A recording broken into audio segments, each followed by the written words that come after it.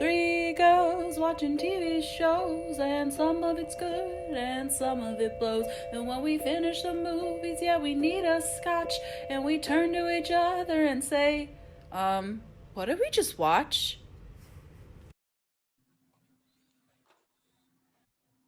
Hey! Hey. Hello. Welcome back. This podcast today is sponsored by ButtGrow. ButtGrow is a product invented by Gwen Sachs to enlarge the size of your butt. Now, we're all not satisfied with our butt sizes. Am I the only one? Just like look in the mirror and you see nothing. Sometimes I wish I had a honka-tonka dump truck of an ass, but I don't. Unfortunately, that's not the reality. And I know that we've spent many nights crying over our lack of dump truck ass, but now there's a solution. Emily, what did you do? Because it was really you who turned us onto this product. Yeah, I mean, sometimes you don't want to do squats, or sometimes you do squats, but you want a little bit more. And that's where ButtGrow comes in. ButtGrow is a liquid that you put on your butt to make it grow. How quickly can we see results? I saw results within 2 seconds. Same. 2 seconds? So yeah. fast. I saw results in 1, so. Ooh. Wow. These are guaranteed. So you can Venmo Gwen Sachs at Gwen Sachs for 5 small payments of $1 million. You can get ButtGrow in your own house and start growing your ass today. So worth it, folks. Thanks, ButtGrow, for sponsoring us. Okay. Now that we've heard from our sponsors, we're gonna get started. We should probably give some context why we were gone for a long time. Well, there was moving involved. There was some movement. I moved. True. We actually drove to Delaware. Oh yeah, we were last weekend. We were busy driving to Delaware, so we couldn't actually make a podcast. This weekend was Father's Day, so we couldn't do anything. Dang, I really can't remember what we did over the last month. We've been, but it's been a month. Busy. The world is coming back. I'm busy. Activities we saw each other are happening. Yes. Yeah, that's where we went to Delaware. Yeah. While we were together, we measured our butts after we used Booty Grow.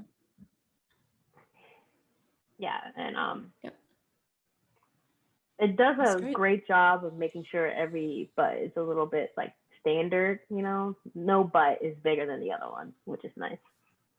No, but at the same time, each butt has its own unique shape, which is what I liked, because we don't want to if we just got a Brazilian butt lift, all of our asses would look the same. But Booty Grow is just a little different, Mm-hmm. It makes it feel a little bit more natural. Yeah. Like a snowflake. Like a snowflake. Anyway, we watched a TV show. Yes. We did. Our favorite.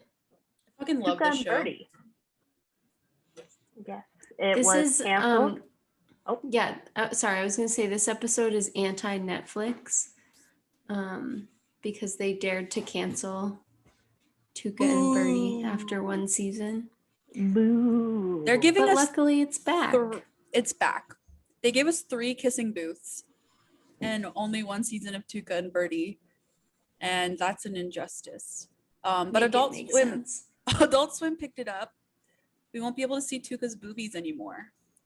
But really? Yeah, I don't. Oh, I guess they did censor that. Yeah. In this episode, huh? Yeah. But Emily's gonna talk about the episode we watched. Yeah. Yes. So the first episode is on YouTube. I think if you want to watch the following episodes, you probably need some way to watch Adult Swim. But if you want to watch the first one like we did, it's just on YouTube. We should talk about how there was a TikTok trend for Adult Swim. Have you guys seen that? Yeah, I don't fully understand it, but yes, I have seen it. It's like one of my favorite trends in a long time. Like it was just like one of those wholesome trends that brought me back to like whipped coffee and like, I don't know, just like wholesome summer TikTok vibes. Um, but Emily Lynch was not like us and she didn't watch Adult Swim as a child. So maybe we should give her some content. No. Yeah. It's I mean, Adult like, Swim. I didn't think I was allowed. well, sometimes Adult Swim would have cartoons that weren't really adult. And they just like Yeah. were on the older side, so they just pushed them to 9 p.m. instead of like the normal Cartoon Network time. Sometimes you just stay up late. Like if you, like I would stay up if I was sick and couldn't fall asleep, and it would just like come on because I was watching Cartoon Network. So Yeah, just, I like, watched a lot of American Dad. Oh yeah, same. And a lot of like Robot Chicken, like that stuff would just come on, and I just like, okay, I guess I'll watch this. But like in between the shows that are like even just like commercial breaks, Adult Swim would have these like bumps in between where it basically just would like be like really like mundane things that people are videoing, and it would have like text over it talking to you. And so like the AS bracket is like Adult Swim, so they would have something like a shot of a man mowing a yard, and then like, and like, I don't know, like, you don't have to do this today, or like, I don't know, something like, you know, like funny, like, but just very simple. And it was always like really mundane things, or they would like have like cool perspective changes and stuff. So I think that the trend just like took the song or like one of the songs from the bumps, and then like people were just like interpreting like that basic structure of like, when could the AS show up? Because like sometimes it wouldn't have words and it would just be like a little bump, and then like all of a sudden you would like see like in a really cool way like the Adult Swim logo pop up, and I think that's where it came from. I mean, good for Adult Swim for all the free advertising they've gotten. We should have did a bump. We should have made it for the podcast. Oh wow. If I have time, I'll make one. Just like splice it in right here. Yeah.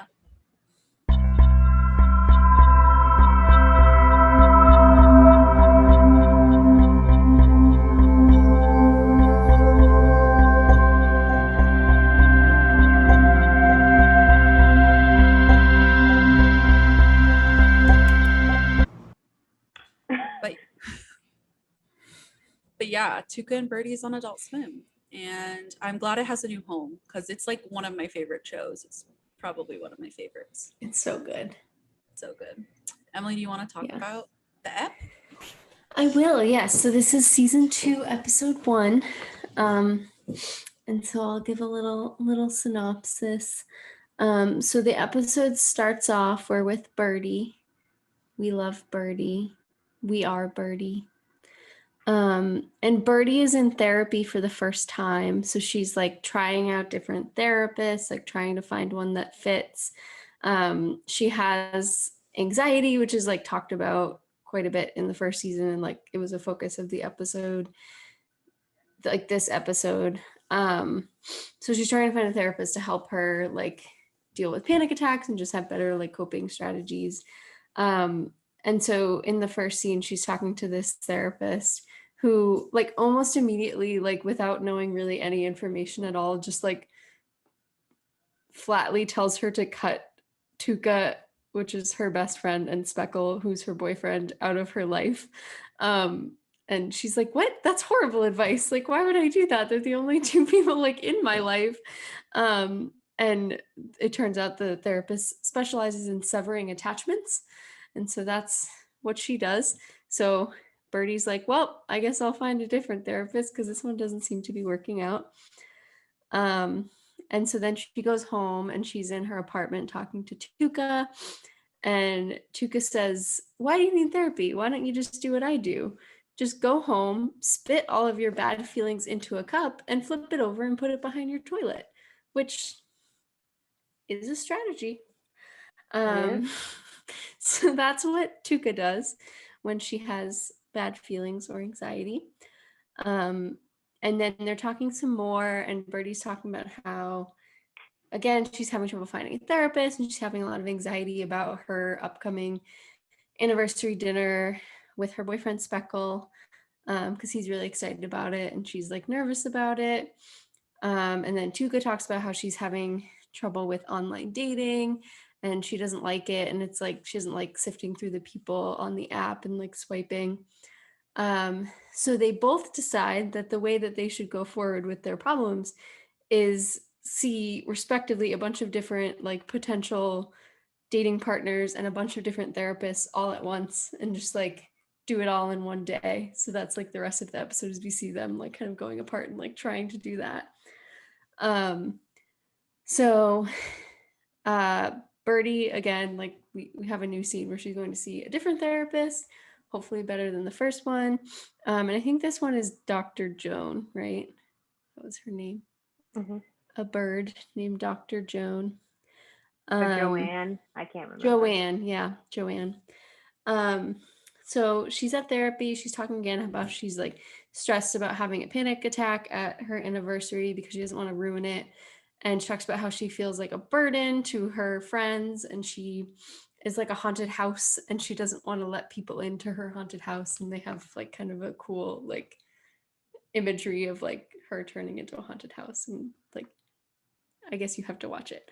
But she's talking about like that anxiety.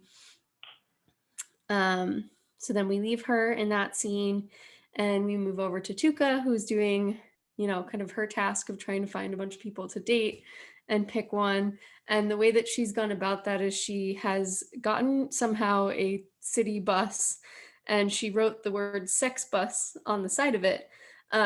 And she picked up a bunch of people from a bus stop, a bunch of other birds, and assorted other This podcast animals. is sponsored by Sex Bus. Sex Bus. So true. I Come wish on, they ladies, would pay gents, us. and non-binaries. Let's get on the sex bus. Everyone get on. Ding ding. There's also no sex on the sex bus. Let's There talk was about no that sex on the afterwards. sex bus. Yeah, so the point of Sex Bus is that Tuca has organized a reality dating competition for herself. It's a non-televised reality dating competition where all of the participants get on Sex Bus and Tuca makes them go through a series of activities and judges and eliminates them one by one. So kind of like The Bachelor, but it's just Tuca doing her thing. So now we're back to Bertie. She's at work now. She works at a magazine called Condé Nast, which is a fun pun. And she's like on her computer again looking at therapists. She pulls one up that says like there's no appointments available until 2070 something, which like can relate. That's exactly how it is to try to find a therapist. And she gets stressed out and ends up just like booking all of the therapists that are possibly available online. So she books like 10 appointments by accident. And like panics and has to take the rest of the day off to like go see all of these therapists. And while she's walking there, she decides like, this is okay, I can do this. I just need to find a way, like by talking to these therapists, I need to find a way to fix panic attacks by today at 6 p.m. because that's when her anniversary date is. And she's very anxious about being anxious at her anniversary date.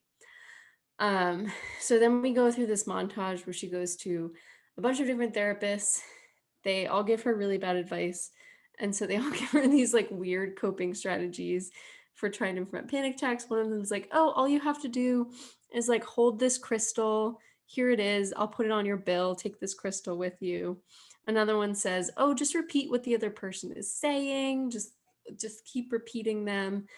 Another is a therapist named Blue Bird, who's blue and dressed all in blue, and everything in their office is blue. And he says that the coping strategy that Bertie should do is just list all of the colors in the room. And then he starts going blue, blue, blue, blue. There's another very needy therapist who like wants to be best friends. And she says that it's all just about the power of positive thinking. And she's not a haunted house. She's great. And there's no problems at all. So those were all the pieces of bad advice that Bertie got.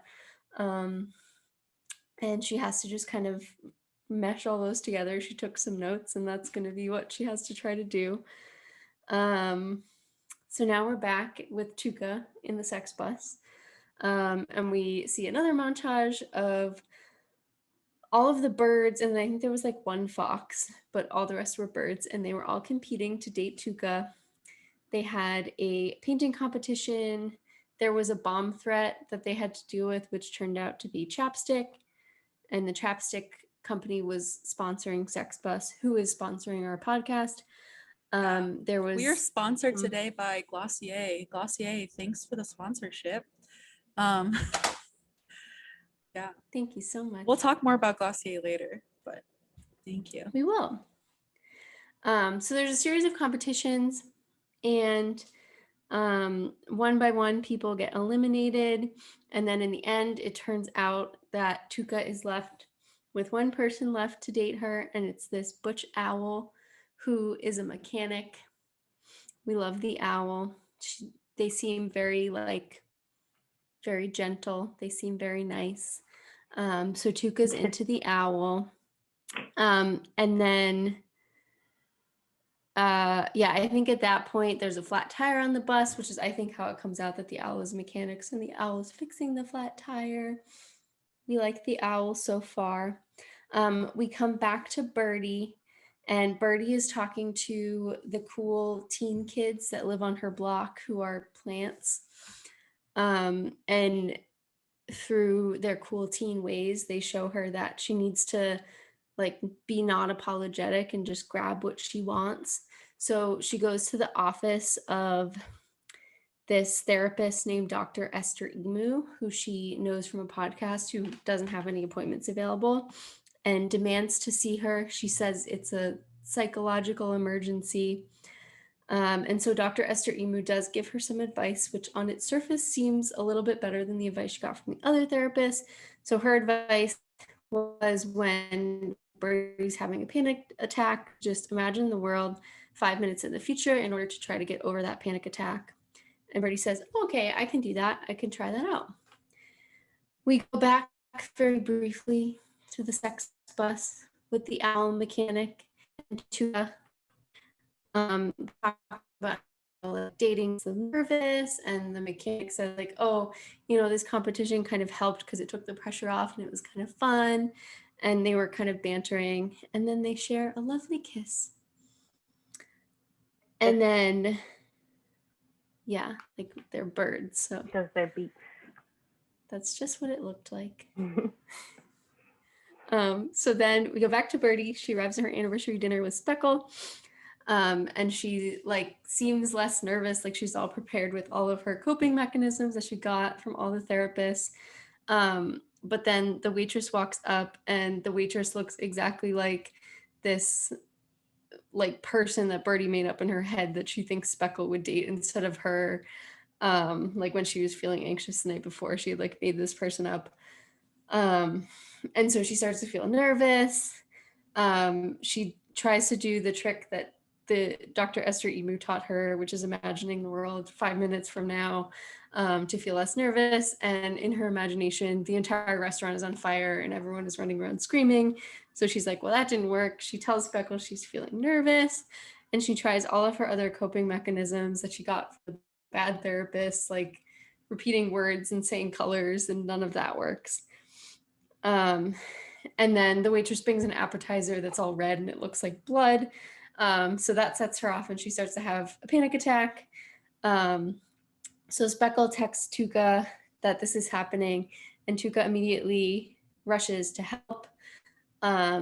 She basically gets on the bus and starts driving towards the restaurant, and she's explaining to her person that she's dating, the owl, what's going on and who Bertie is and why she needs to go to the restaurant.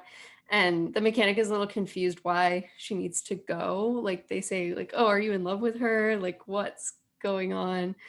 And it's just generally confused why Tuca needs to go if Bertie's boyfriend is there, and what's going on with their whole relationship.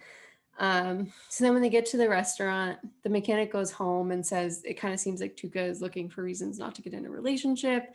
And Tuca's like, oh no, that's not what it is, but can't really convince them.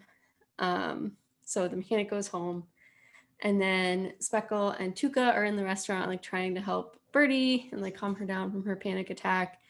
And Bertie's in the kind of like haunted house form again. Like she doesn't want to let her friends in because she doesn't want to be a burden. And she ends up getting like one of the initial therapist's voice in her head. That was like Dr. Joanne, telling her like, no, you're not a burden. Like your friends want to help you. Like you should let them in. So she eventually like realizes that and like lets her friends talk to her and hears them and lets them help her. And so she's feeling a little bit better, and they leave the restaurant. And then right as they're leaving the restaurant, Tuca like knocks something over and accidentally sets the whole restaurant on fire. And then everyone starts screaming and running around, just like in Bertie's imagination of 5 minutes later. So she was right.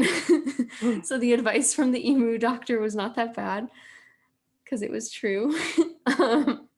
So that was that scene. And then the last scene of the episode, they all go back to Bertie and Speckle's apartment. And they're talking, and Bertie like apologizes for the evening, and they say, oh, it's okay.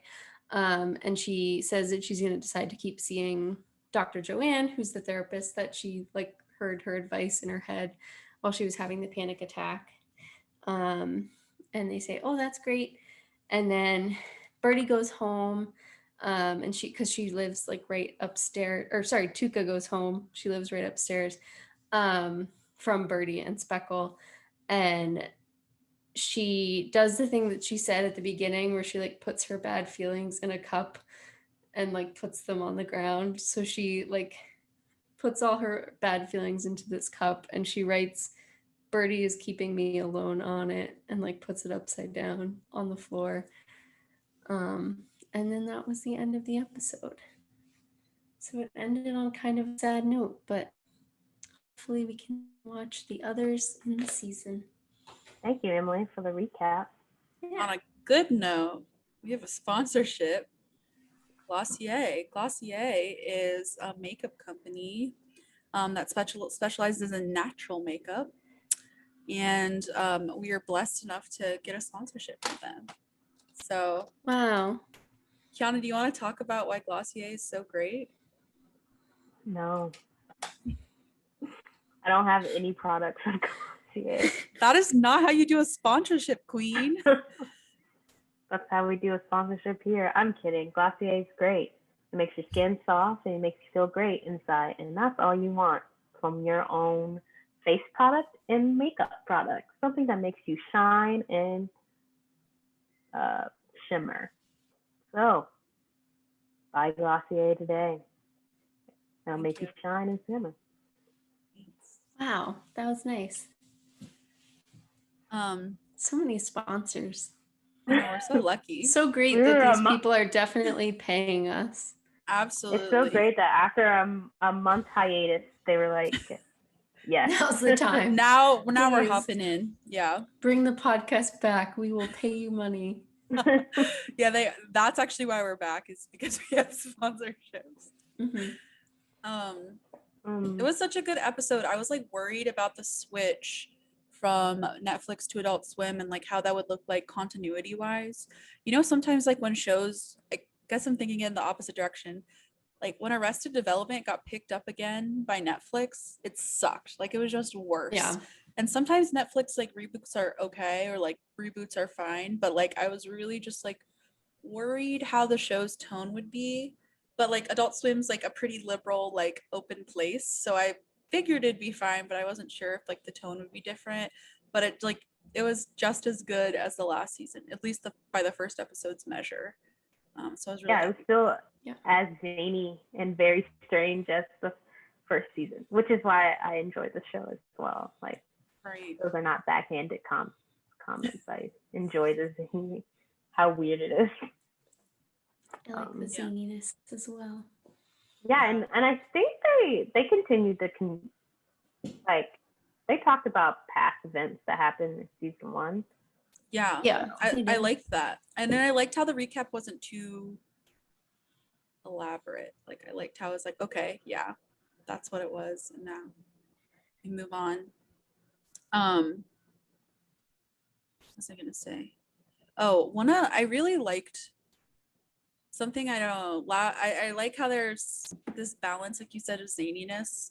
I feel like we've talked about this before, but the woman who's drawing and like created Tuca and Bertie worked on BoJack Horseman as like the artist, Lisa Hannawalt, and like she didn't have like complete creative control of BoJack, so I know it's different, but animation is similar.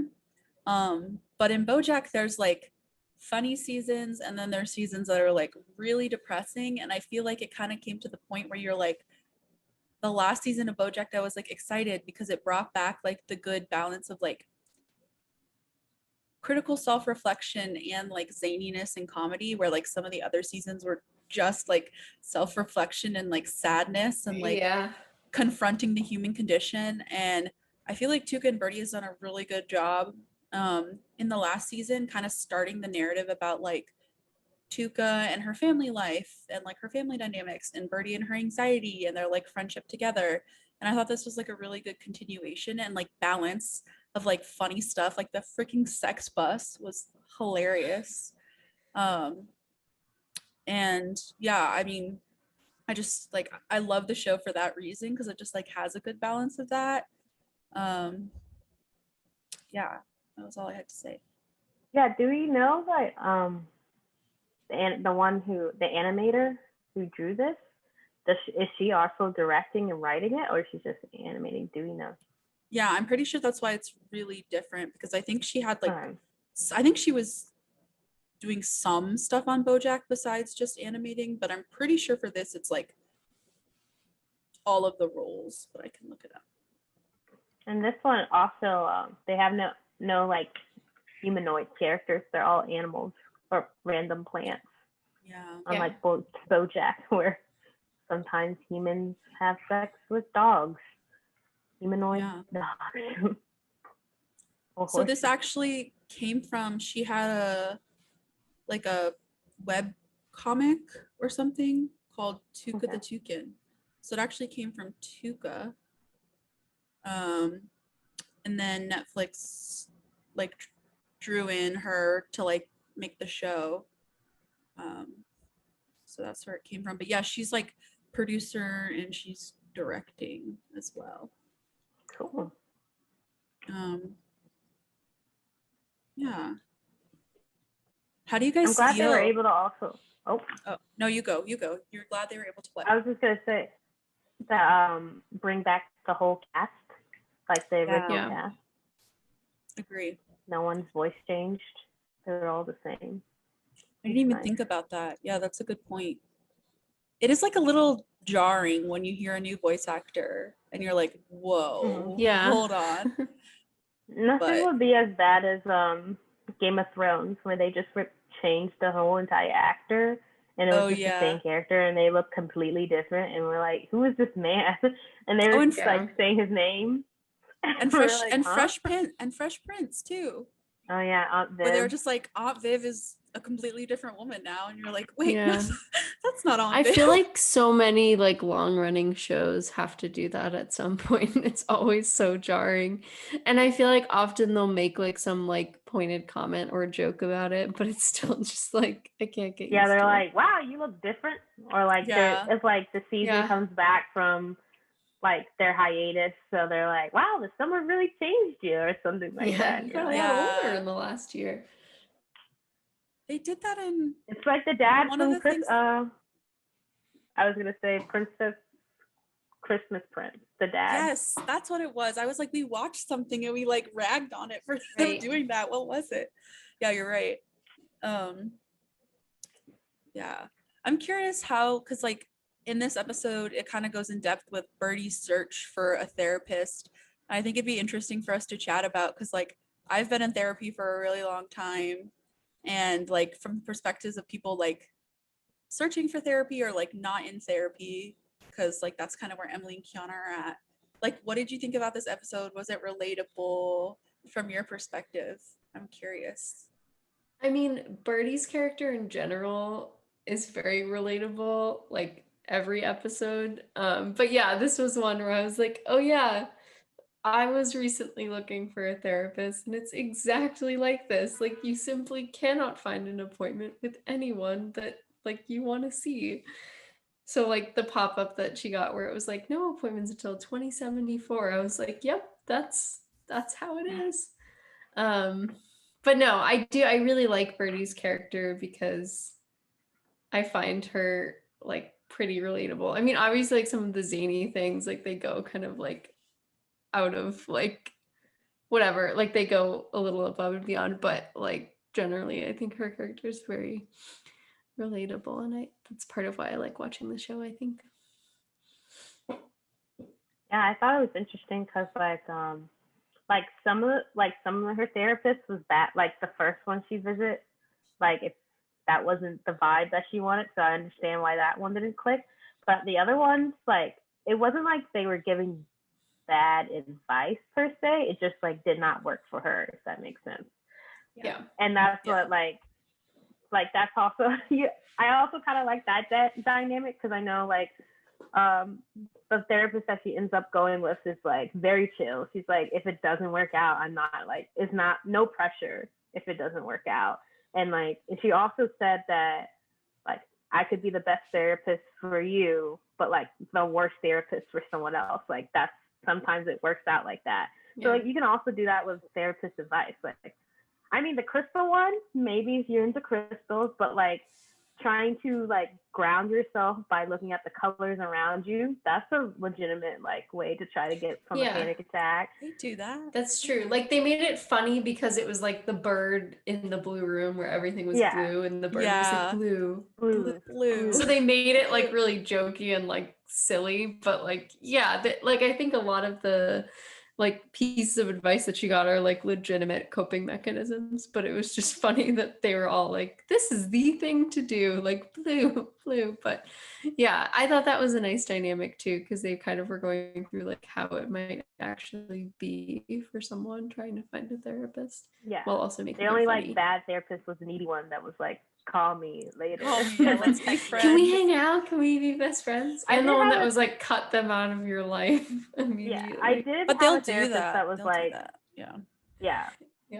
I did have a therapist that was like, all advice I can really give you is positive thinking, and I'm like, I mean, that kind of helps, but I need a little bit something else. So she was like, positive thinking. Let's say your affirmations. And I'm like, okay, like I can say that, but I need a little bit more substance to just that. Right. So that thing, that what's it? That idea, that strategy, I was like, it might work for some people, but that's not for me. Weird duck therapist. But yeah, I like, this was such an interesting episode as like a person who's been going to therapy for a really long time, and like how I've seen my friends like experiences like when they're looking for a therapist, because it's not easy, like, and I think that the way that they depicted the process of like how like it doesn't match, like you might not click with this person, it might not be the right style for you. I think that that's like what discourages people, because I think it's like people think that like the first therapist you go to, you have to stick with, and then if you don't click with that therapist, like you're done, like therapy's not for you. And it's like kind of like, I get that it's so discouraging to like not click with the therapist and like want to put in, it's like dating where you're like, I don't want to put in the effort again to like reveal my entire life's trauma, and then like maybe I'll click with them and maybe I don't. Like that's a lot of work. But like from the other end, when you do click with a therapist, it's like amazing, and like my quality of life has improved tenfold. And you know, obviously like therapy is not accessible for everyone, because that's just like how fucked the healthcare system is. So it's like for some people, like maybe that's not even an option. But I feel like seeing my friends who like have like considered and like are able to like access it and their struggles, it was like a really accurate depiction of like that search process from like an outsider's perspective, I guess.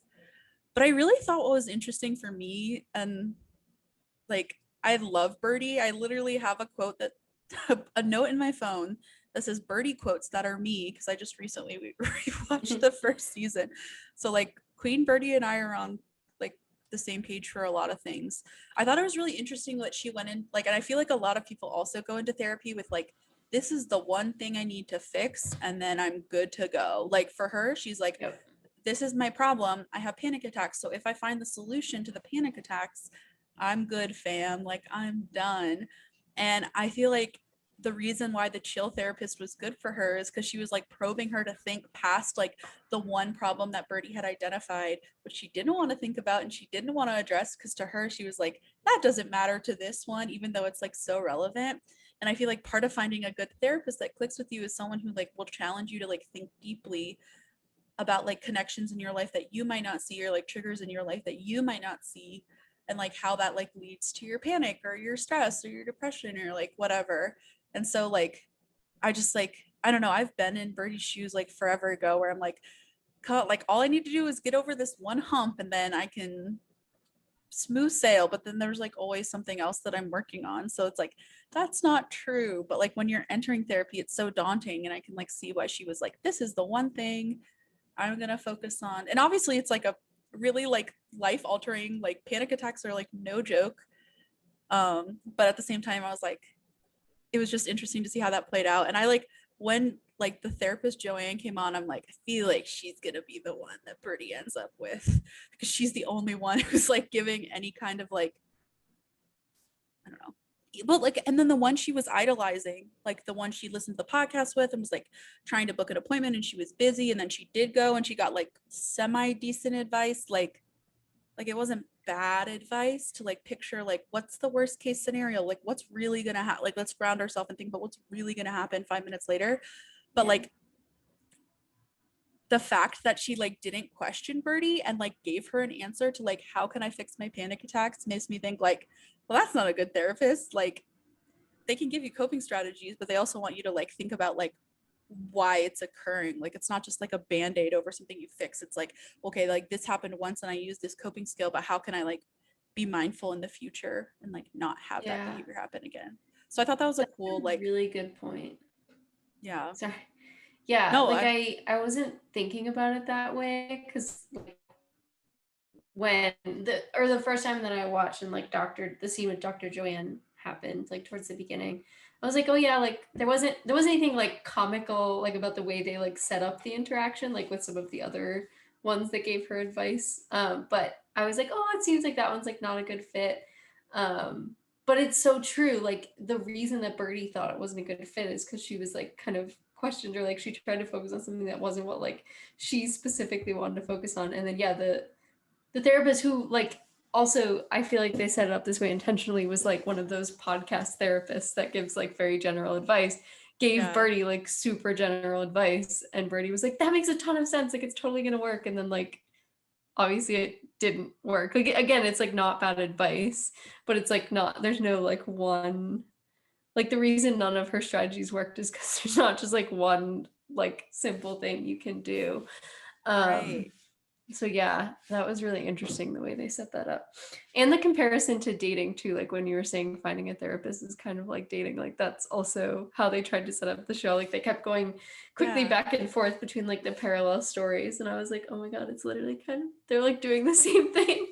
Finding a therapist and finding a partner is like not that different sometimes. Do you think by the end of the season Tuca will be in therapy? Do you think they're setting it up where she would be like eventually going to therapy by the end, or at least like receptive?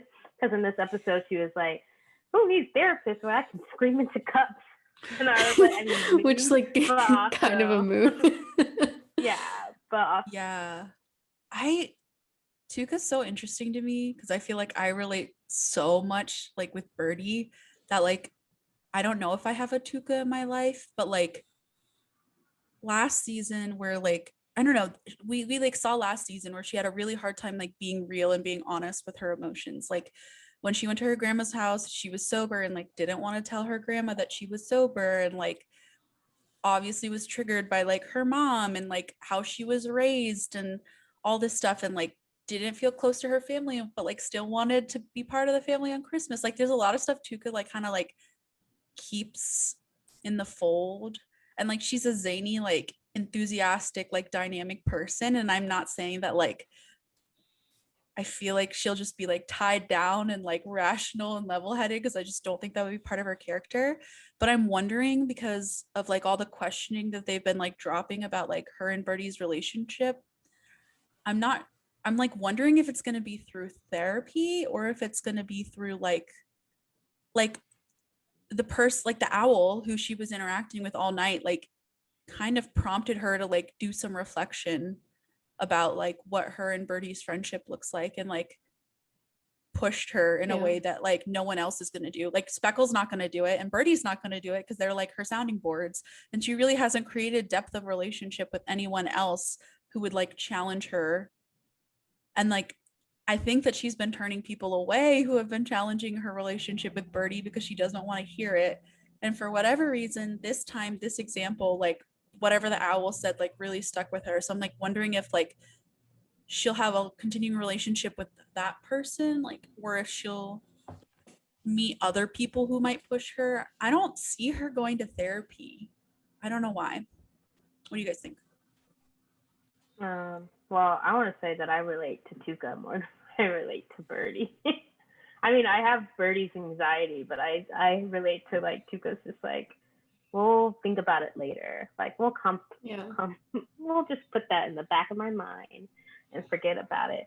I don't see her going to, I mean, if I see her going to therapy, it would be like a group, like her and Bertie would have had a blowout, and then they would go to like couples therapy, and they would try to like push her to do couples therapy together, and it would just be like hijinks and it wouldn't work. Like that was the only way I could see her going to like therapy.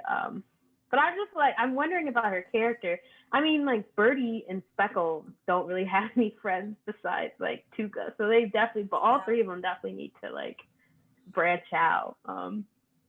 But I'm wondering, like, I mean, obviously, like both of their, like her and Bertie's relationship is codependent, but I'm wondering why she thinks like it is only like Bertie's fault that she's alone and not just like you know what I mean? Like obviously, like she feels like she has to go help Bertie and like try everything to help Bertie anytime she's in trouble. But also, like it's weird because I feel like that was me like years ago, like dropping everything down to like help a friend, but like boundaries now that I will like be able to.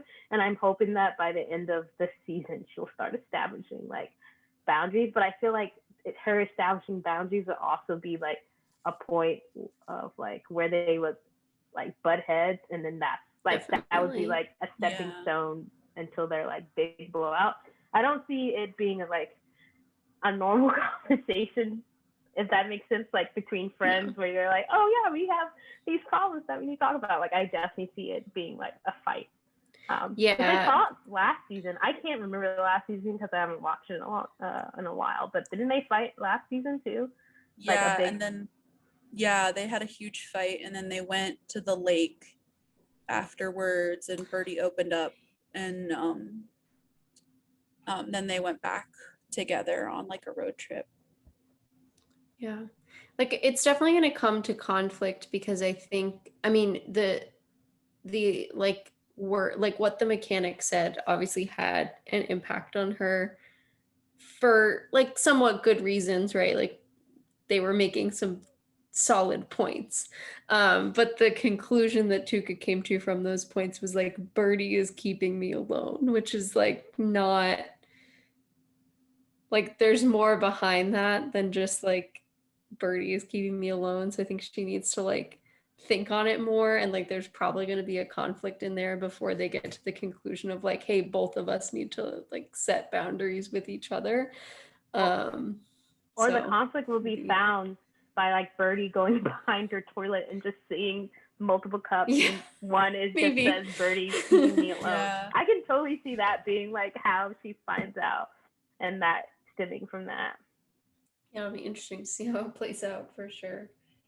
I wonder though, I kind of like, I don't know, it made sense to me because I know that they have a codependent relationship in different ways, and neither one is like the, I don't know, instigate, you know what I mean? Like they're both codependent with each other, but like from a Tuca perspective, like in that specific situation, at the end of the day, Bertie was reliant on Tuca, but she also had Speckle to go home to, and Tuca didn't have that. And I think that Bertie can be kind of self-absorbed in a way where it's not on purpose, but like she's so anxious about like her own relationships, which happen to include like a long-term partner. And in Tuca's case, like that's never been something she's like really expressed that she wanted or needed. And I think that Bertie takes that for granted.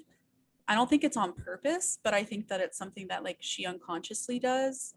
And I think that that's why she's like, Bertie is keeping, like, because I don't know. I'm even thinking about like the actual panic attack where like Tuca was the one to pull her out of it.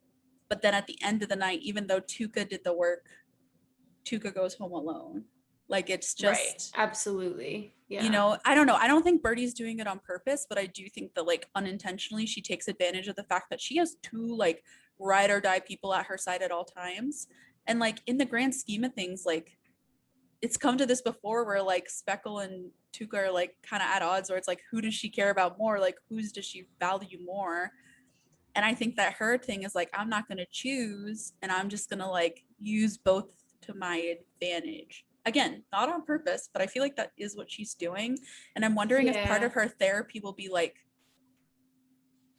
recognizing how she's treating both people, because like, again, some could say she's really anxious, but like her anxiety, like, and her worries sometimes overlook like how she treats others, and like she's treated Speckle a little bit unfairly many times. So I don't know. I'm hoping that her therapy also leads her to that conclusion herself, and maybe her and Tuca will have a conversation about boundaries. Like, I don't know. Maybe she'll come to the conclusion first that like, hey, boundaries would be a good thing for not only my sake, but for my friends as well. Because to your point, it's like, it's not like she's not offering any support in return, but then at the same time, and I know there's been like conflicts and things that have happened where like she hasn't done the right thing and vice versa, but like in general, like Tuca and Speckle are offering her support and she's offering them support in return. But like to your point, like they're two people that she gets the unconditional support from, and like Tuca doesn't have that second person. So it's totally, it's so true, because like she ran to help her, which is like, that's like what a friend does to some extent. But then at the same time, it's like she missed out on something because of that. And then she goes home. Right. So I'm hoping like, hopefully that like leads like maybe this situation or like other situations that come up lead them to both come to that conclusion of like, hey, like maybe this isn't the most healthy codependency ever, and maybe we should have some boundaries. And like maybe that will lead Tuca back to either this person that she was with in the episode or somebody else who will like make that point for her, or like maybe not, like maybe she doesn't need another person, but like there definitely needs to be some sort of like boundary setting.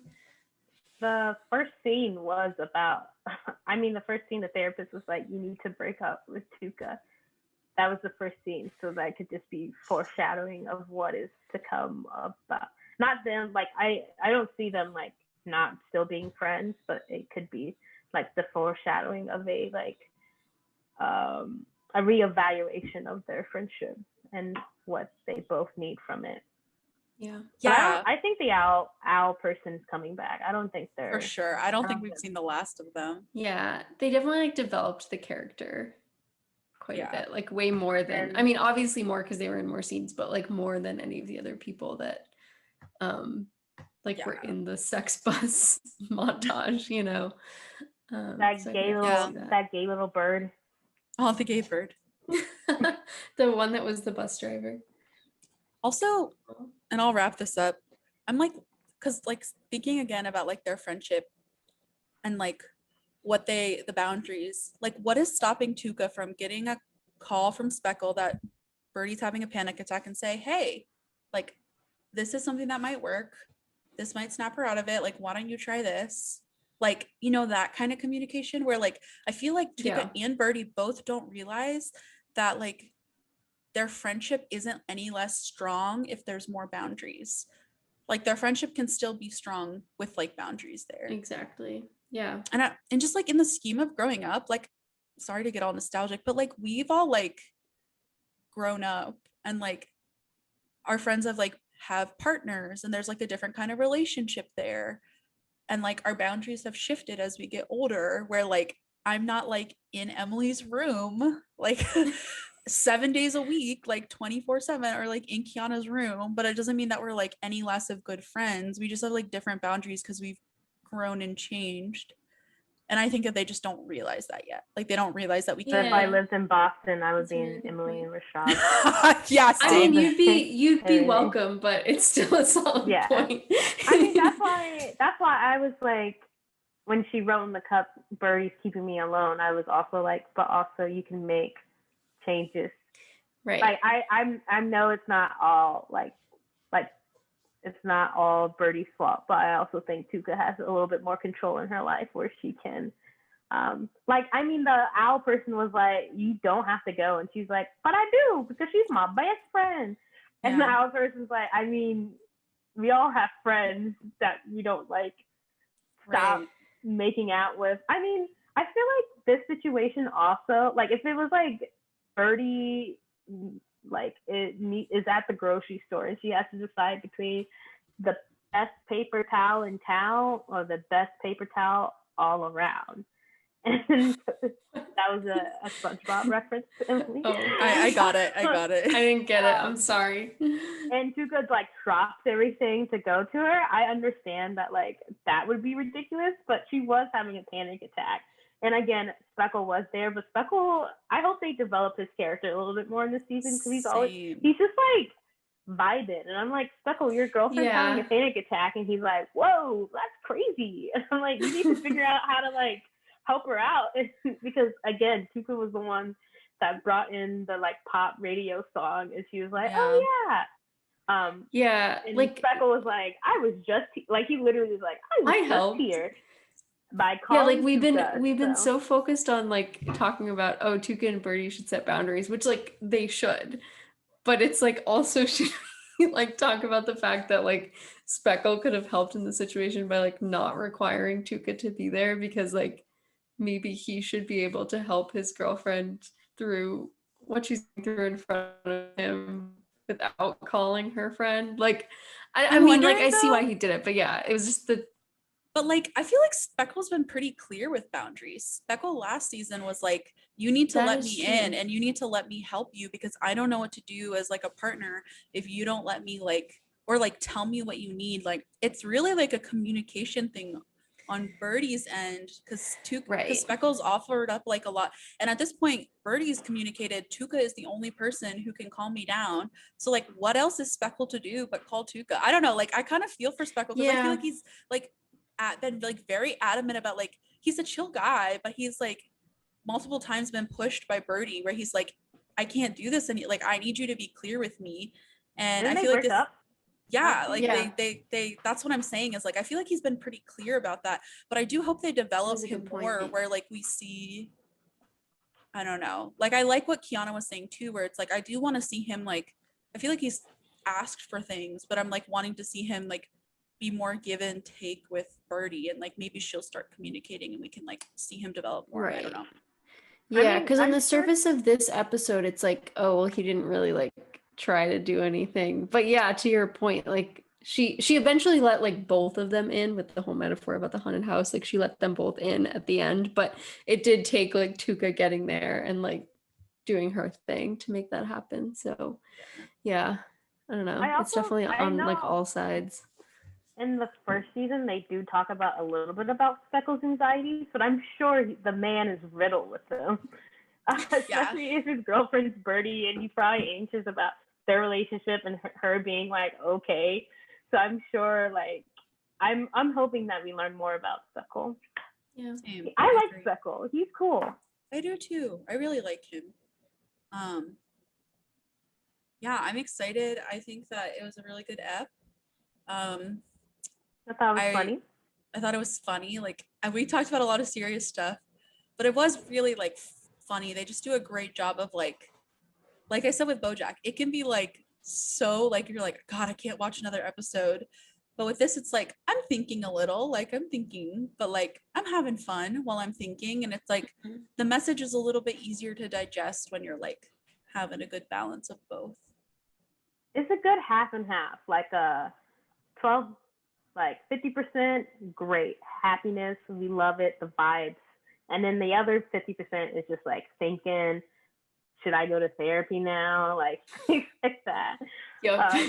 While BoJack is like, I don't know. I also feel like the characters in Tuca and Bertie are like way more relatable and not like I shitty was people. gonna say. That's Like- a good point. Like Yeah. the BoJack cast is like, I mean, half of them are like fine, but like the other half is like, wow, I really cannot root for you because you are a horrible human being. Poor Yeah. man.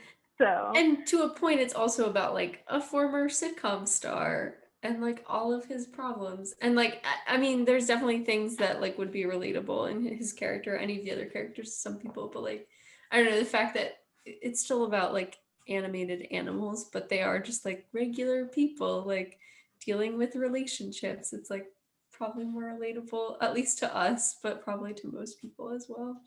I hope we see the Mary Jane plant neighbor again. I know we saw the cool We saw her kid, but I last hope we see season. her. She was We'll no, see she was her. very briefly in this episode. I know she'll be Was in. It was that- like 1 second, but she was there. She was there with the turtles at the beginning. Yeah, Oh, okay. And Bertie right tripped over before the the cool turtles. teens.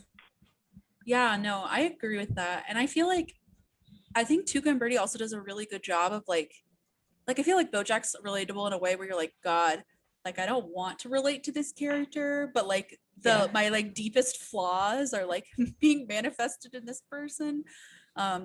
Any Princess Caroline stands out there? Princess Caroline, sorry. I'm here for you. Mr. Peanut Butter stand. Anyone here? Oh, no. Anyone? Woof woof. What is this? A crossover episode? Tuca and Bertie does a really good job though of like it's relatable, but it's not cringe. Like, you know what I mean? I feel like it shows like this can walk the line of like, okay, we get it. You want like we get it. You're trying to relate to us. Where this is like a genuine like, yep, this is like a perfect depiction of like this thing or this thing. Hmm. It's just such a good show. Yeah. Okay. Before we rate, did you guys see the poster for Sex Bugs, the tour poster? No, but I want to You know see how? it. Can you share You your know how screen? last season? Last season there were Oh, sex I- bugs. Because Yeah, Tuca and then made this sex and bugs. in Tuca's room there was a giant poster of Sex Bugs. On tour. That's Oh, because fucking they formed a hilarious. band. Oh Yeah. my god, I forgot. How could you forget about sex bugs? No, I didn't forget about sex bugs. I just forgot the details. They should have had the sex bugs on the sex bus. Yeah. She probably couldn't get them in time. Yeah, they're booked now. They're They're on the world tour. did we miss anything or are we wrapping up with a rating? I think that's it. I think that's all I We have can to do a say. rating. Great. It's rating time. Who's gonna go first? Can we talk about before we go, can we talk about how like Bertie is a psychic?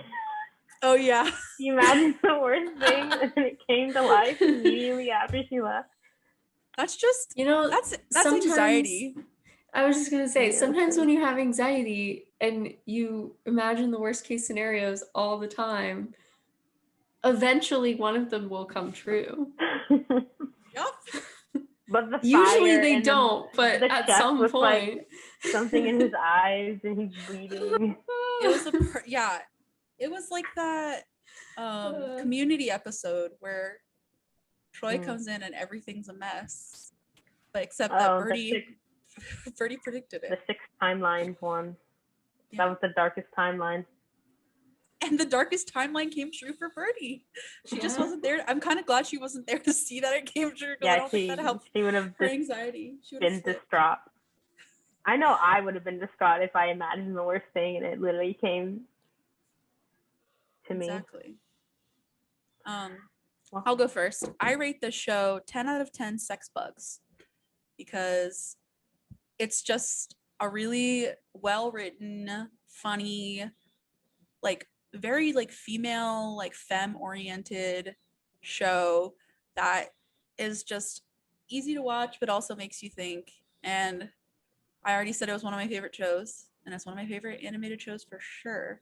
So I give it 10 out of 10. Sex bugs. I agree. I'm going to give it 10 cool plant teens out of 10. And yeah, I just think like we love a smart, funny, relatable, woman driven show. And yeah, it was great. I'm very excited to figure out some way to watch the rest of the episodes that aren't going to be free on YouTube. I also will rate it 10 out of 10, but I'm gonna do it birdie houses, like haunted houses. Love it. Again, this is a good show. I need to rewatch season 1 so I can remember what happens. I know what happens, but like very vaguely. The details, yeah. I'm excited for more episodes. I'm sure. I don't know if Adult Swim has a streaming service. We should look that up after this. Yeah, we'll figure it I out. don't think they do. But my parents Maybe have it'll be on cable. Hulu. Sorry, guys. Let's all go in. Oh, dang. So yeah, it was a fun time. I'm excited for the rest of the season. I'm excited of the highs and the lows of these characters because we know there's about to be a lot of lows. Yeah. But probably a lot of highs. I hope Tuca gets a significant other that treats her with respect, and she won't feel. I hope that she builds up enough self-confidence, even though she has a lot of self-confidence, that she'll feel comfortable being alone, and then she can get a significant other that just adds to that like comfort level, if that makes sense. Like she's not building herself with that significant other, you know. But yeah, I hope we learn more about Speckle. Same. Yeah, I agree. All right, Emily, do you want to take off our last sponsor before we leave? Our last sponsor is CVS Health Intense Moisture Hand Cream. Thank you, CVS Health Intense Moisture Hand Cream, for making my hands not dry as hell. Especially in these hot climates. We got to keep those hands moisturized, guys. Summer is coming. And the soil dries out my hands, but because of CVS Hand Intense Moisturizing, CVS Health Intense Moisture Hand Cream, they're soft as a baby's bottom. And you don't just want you don't want moisture. You want intense moisture because you want to make sure you get it all. You want to seep it in. Really get in there. Really get in there. Sometimes I get heat rash, and you just put it on the heat rash. Yeah. Mm-hmm. All right. Well, we promise you our sponsors. Thank you to all of our sponsors. Thank you, Butt Grow, Glossier, and CVS Intense Hand Moisture Cream for sponsoring this episode of the pod. We promise we won't. We promise we won't be gone for a month again. We promise we're back. We'll try our very best. I will not make that promise because we're busy women. I promise that we'll be back. I'll be back for you. There's a lot going on. We'll be back. But there's a lot going on. I'll be back. All right. This was what did we just watch? Just watch? Oh no.